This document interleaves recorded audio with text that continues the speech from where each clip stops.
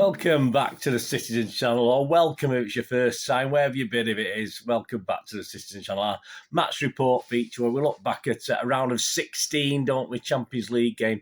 Manchester City 0, Sporting 0. So not the greatest game. Well, I was there last night. I do get a bit frustrated looking at those away fans and what they seem to get away with at our place. And yet, if we did anything, even a fraction of what they do at our place, we'd be battened, charged and thrown out the grounds all over Europe. But that's how it is. And you can't get stuff in without over A4 size, but you can smuggle in a flipping big drum.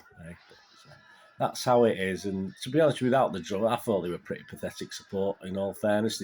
They were singing all the way through, but not all of them. I'd say most of them were too busy doing various faces and actions to the City fans, this sort of thing. It's absolutely pathetic, in all fairness. Anyway, let's get on about the game, guys. I'm not going to rant about the fans. I think most European fans get a good, so a wonderful atmosphere. I just don't like them. Simple as that. I just don't like most of them who come to the Etihad. I think they show a lack of respect, and yet if you go there and do the same, we get treated like muck. So you can't win. You can't win. Perhaps we're still paying the penalty for our problems many years ago as English clubs. That's probably the reason for it. And they think they can come over here and be the big man, and that's what they try and be. So that's how it is. Right, guys, on to the game. A 0-0 thriller, perhaps not. 5-0 on aggregate. We'll take that, won't we? We'll take that. Please, if you are new to this channel, please push that subscribe button. I don't always have a go at away fans. I just find a lot of the European teams fans pretty annoying in respect. So please, push that subscribe button, push the bell notifications. Let me know what you think. Am I being mean? I just say, horrible. I don't even want to look towards them when they're in there. They had a couple of bits of seats fly past me head. One of those itching your eye. It's serious trouble, serious injury, isn't it? But as I say, they seem to get away with it. But we wouldn't in their place. So push that subscribe button, push the bell notification, please. That'd be great. And pass the word about Bernard's blogs, and they're usually far more cheerful than this has started off. So let's get on to cheerfulness. Let's get on with the teams. Thumbs up, guys, as well, please. Give us that. Do what Pep's doing there in the corner. Give us that thumbs up. I try and get about 20 for these Citizen vlogs, so if you can do that for me, great. Right, let's get on with it. 2.5 minutes already. Edison. Egan Riley, fantastic to see Egan Riley. Stones, Laporte, Zinchenko, of course, always fantastic to see the Zinchenko. Werner, Gundogan, Bernardo, Sterling, Jesus, and Foden. Yeah, so I got 8 right. I got 8 of my team, and obviously my ones that came in, I didn't have. I thought he'd give Bernardo a rest. I didn't think Foden would play, and obviously it was nice to see Egan Riley at right back. I mean, the more I thought about it since I did the preview and chatted to people, it seemed an option. Certainly surrounded by experienced players, it wasn't going to be a problem, was it? In charge, of course, absolute total waste of space. Halil Umut Mela from Turkey, absolutely useless. And on VAR, not that much better. Paolo Valeri from Italy, but we won't bang on about them. We've already had a downer on the fans. We'll leave the ref and VAR. I will just say I thought they were pretty useless last night. Match report. Let's go on to the match report. Yeah, well, the first usefulness of the actual night, obviously, as far as the referee was concerned. I mean, Jesus was bundled over from behind. If that wasn't a foul, I don't know. I'm not going to ask for an apology. I'm not an Everton fan, am I? But if that wasn't a foul, I don't know what was. And of course, does VAR not count? Does VAR not get involved in UEFA? But that sort of summed up the rest of the game then on 9 minutes. Just absolutely awful. 22 minutes, a great ball by Werner over the top, and Jesus does very well on the right-hand side. He hits it across a superb cross box, but I don't know if Sterling was put off by the defender, or he just couldn't get there. He just couldn't get there on the far post, unfortunately.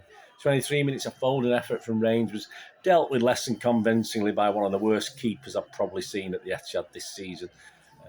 Such a shame we didn't put a little bit more pressure on him. Dealt with less convincingly by the keeper who punched it out for a City corner when he could have possibly caught it. A lot of the things he was doing last night was punching when he could have just caught it. Absolute rubbish keeper. 38 minutes, a great flick through by Foden.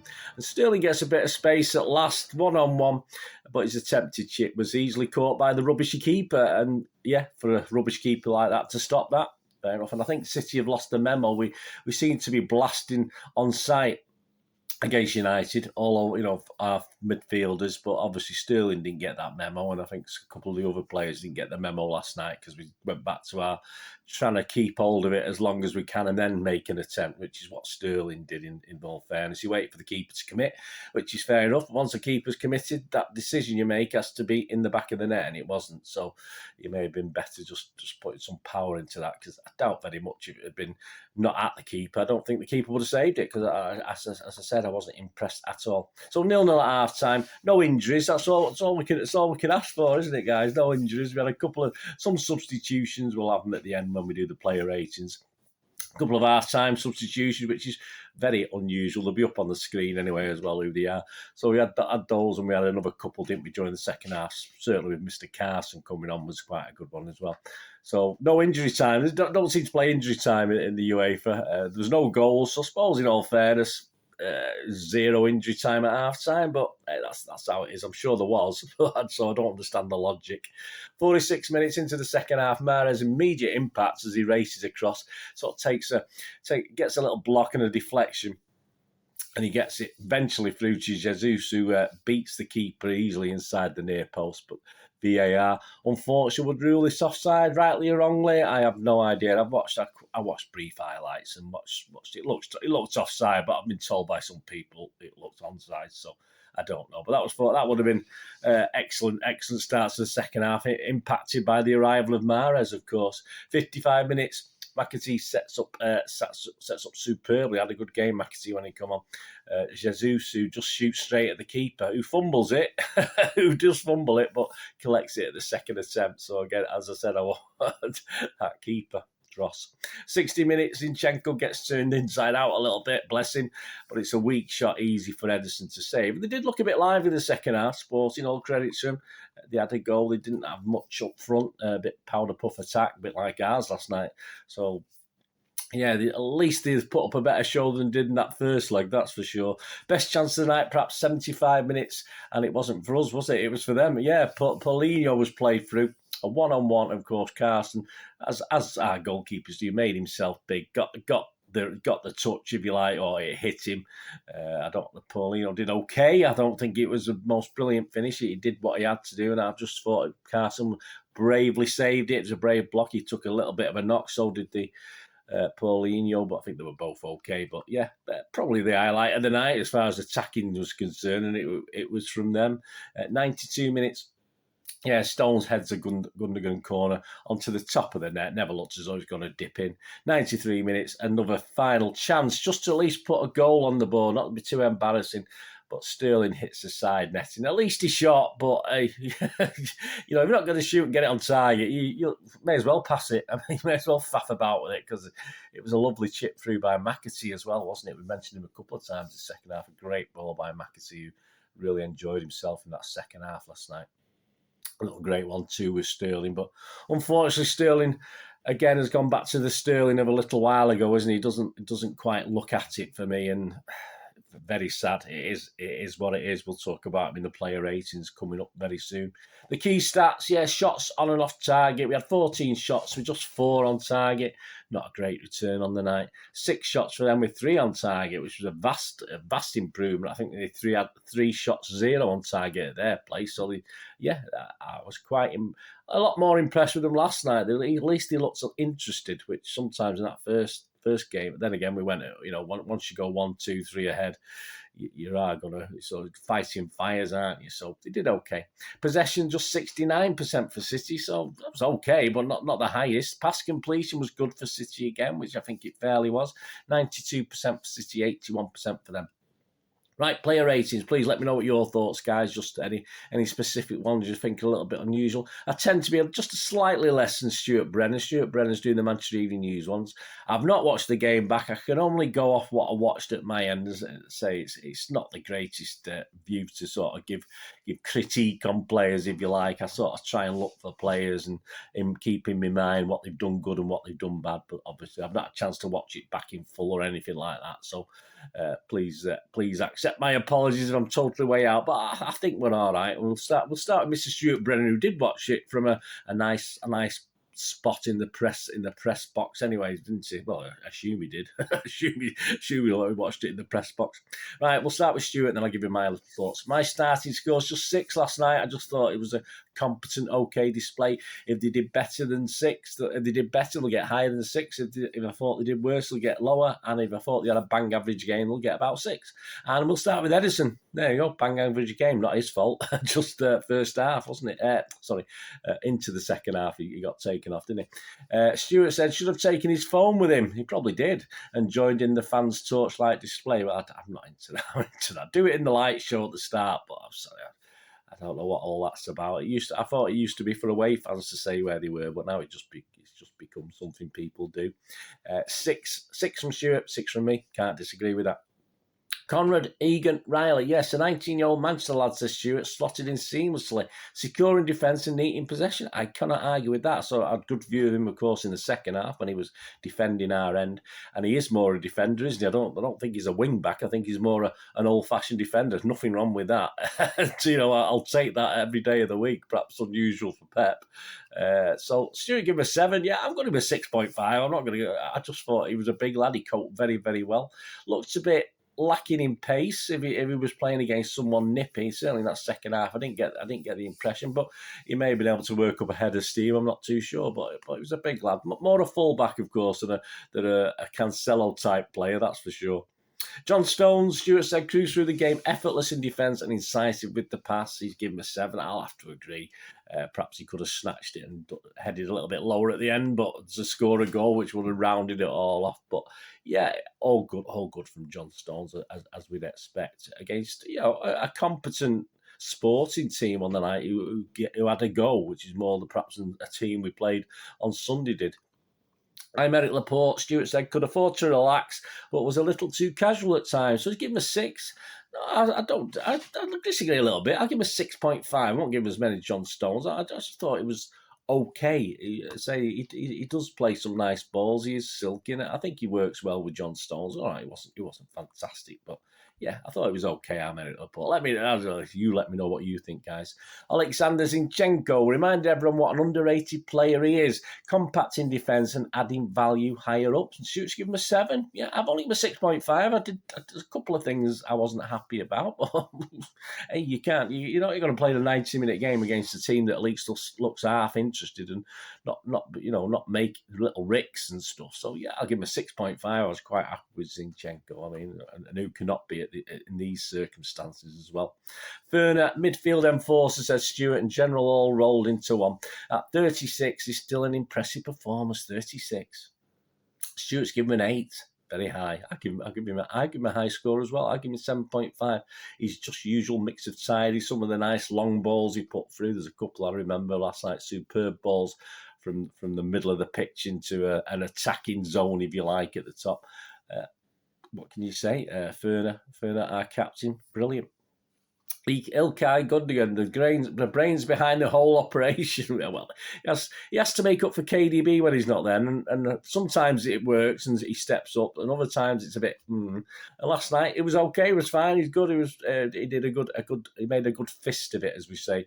He did his best to get things moving. He did, Stuart. Yes, Stuart's given him a 7. I can't disagree. I will give him a 7 as well. He just worked hard all night. Nothing spectacular.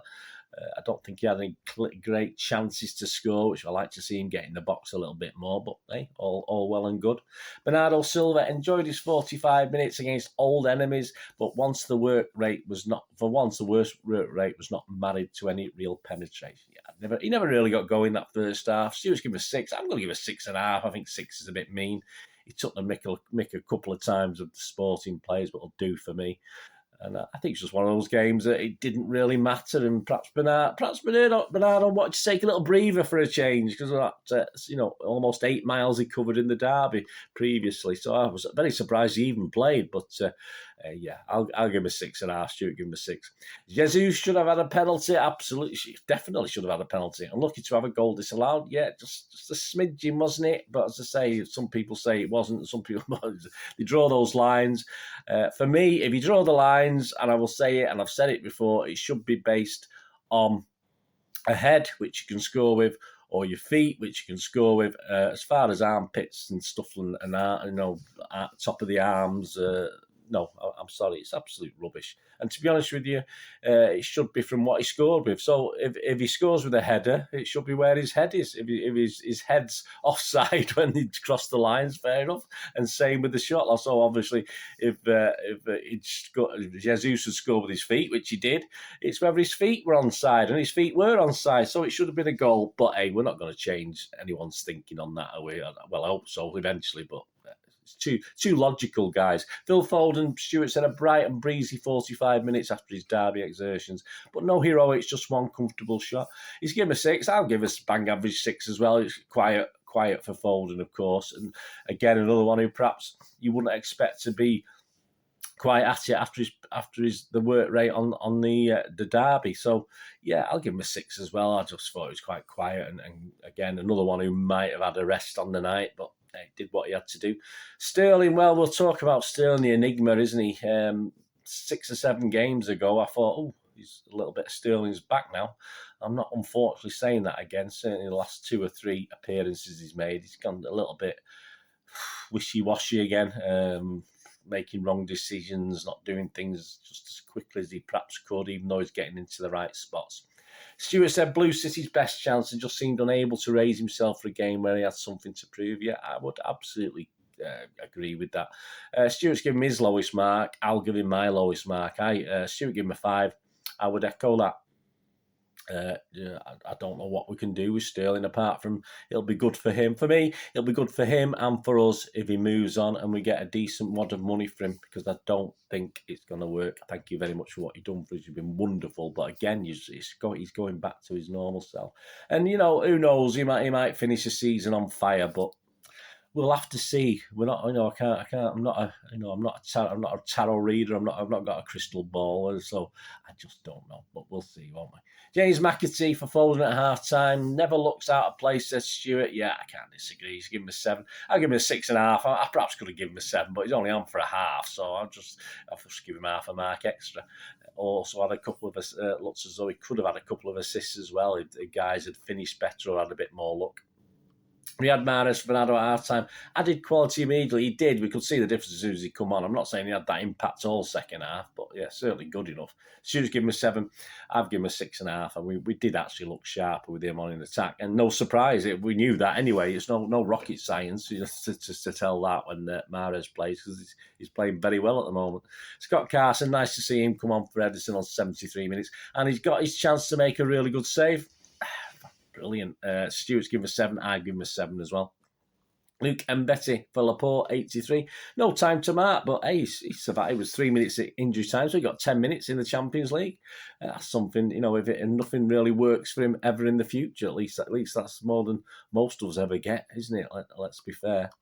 So there you go. My man of the match. Well, it has to be Ferner, doesn't it? I think a couple of people, I've seen it on a couple of people's. I can't disagree with that at all. So I'm going to go to Ferner, for a man of the match. He sort of game where he could get involved, where, yeah, for Sporting again, a little bit dirtyish. And I mean, this ref likes a card. I did say on my odd show that I didn't have a go on the cards, but yeah, just have a look at the card market, see if there's any value in that, because this ref does like a card, and Sporting are not averse to sort of getting stuck in. So didn't surprise me. Sort of game Ferner love, so I'll give you my man of the match. And Sporting going forward, I don't really care that much. I don't really like, based on the facts, I don't like the fans. I'm not really that interested in how well Sporting do. I have no affinity with them whatsoever. They do have bigger fish to fry, of course, a second leg against Porto. I'm not gonna favour Porto. They're just as bad, but yeah, they trail 2-1 after losing the home leg, so that's going to be something. But at least if they show a bit of the work rate and the passion they shown last night, they should be okay. They're actually 6 points behind Porto in the league, so with just 9 games left each, they're virtually going to have to win every one, because both teams are capable of winning them all and just winning most and drawing a couple. Very doubtful. I think Sporting have got a Benfica game, but they don't have to play each other against Sporting and Porto. So I think on the base of it, with 9 games left, it'll be a little bit of a minor miracle if Porto blow it and let Sporting in. So, say if they don't win that second leg, they'll just have a League Cup title to take home this season, which is not a disaster. It's a trophy, isn't it? So it's not a disaster. But they did come out this game, at least, as we thought. I did say they would want to come out of this second leg with credit, and they did. Of course, they obviously fight. It doesn't matter overall, does it? City, we'll talk about City in a second, but they were just really. I thought they worked really hard, which they didn't always do at home. Finishing was a bit weak. I don't know how much of a strong team it was. I got impression they got a couple of youngsters in as well, like we did. But at least pride intact, and that's all they could ever really ask for after that first leg. City, we're the same. All right. Yeah, there's nothing to be ashamed of. I'm not really worried. I'm not going to back. It would have been nice to get at least a win, but there's no great psychological disadvantage or hammering. It's very hard to get motivated, isn't it, when you're already 5-0 up? Perhaps some of the younger players came in, didn't let themselves down. Of course, Egan Riley played the full game, didn't let himself get down, which is brilliant. A couple of the others got on in the second half. Carson got on, of course, had a chance to make a save. So overall, I thought it was quite successful for City, even though we didn't absolutely hammer them. And it was a dour 0-0. Perhaps not so great for some of the younger element of fans that were there last night. A lot of younger element of fans who I don't even think were City fans from some of the singing and booing I heard in City Square when City's names were read out, and they weren't Portuguese lads, so it's a bit annoying. I would say if you're going to do that, you can stay at home, mate, and leave the seat empty. But that's how it is. So a bit of a shame for any City fans who perhaps it was the first game as a youngster or they went as a party, but.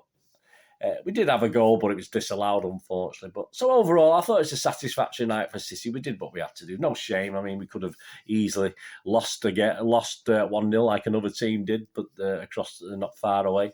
But we didn't. We drew 0-0, and that's it. That's all we need to do. Perhaps Jesus stood out of the guys who were trying to make an impression, as opposed to a certain Raheem Sterling who unfortunately didn't.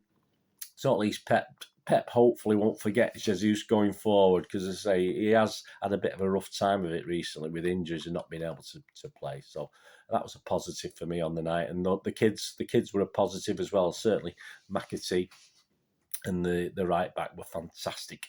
Egan Riley. Great to see, and Betty getting on as well. That was brilliant. So please, that's that. Let me know your views on the match, your player ratings, or any difference, or anything you notice. Just let me view. There's been various images coming up and stuff. My thanks to Man City, of course, the Twitter site, and some great images they put out. So I'm sure they don't mind me sharing them and putting them up on screen there. And obviously to all the other people who are in the sort of comments below, all the other guys who are sort of quote or mention, etc. And join me very soon as we look forward to a Crystal Palace History Boys feature, which looks back at the 2nd of February 1985. Yes, a Canon League Division 2 game with Steve Coppell in charge of Crystal Palace, that one. So have a look. Please keep your eyes open for that History Boys feature. And of course, my Palace City preview show, which will be out on Saturday. Yep, the preview show's out on Saturday. Game Monday, isn't it? And the odd show will be out on Sunday, of course. So join me for those. So get that notification button pressed. Hope you enjoyed it, guys. A little bit longer than I'd hoped, but it's probably all that ranted in about the fans at the start, wasn't it? So my apologies for that anyway. But let me know your thoughts. As I say, we're all have opinions, don't we? And I fully accept other people's opinions if their opinions differ to mine. So what? That is what life is. We all, it won't be right for us all to be the same, would it, guys? But hopefully you enjoyed the show today anyway. Leave us your comments. We're going to do the rest of the day. Have a great one. Catch yourselves, catch your friends, catch your families. More importantly, let's all look after each other until we meet here again on the Citizen channel, hopefully very soon. I only ask one thing, don't I? Please stay safe, Blues. Come on, City. Thanks for watching. Bye for now.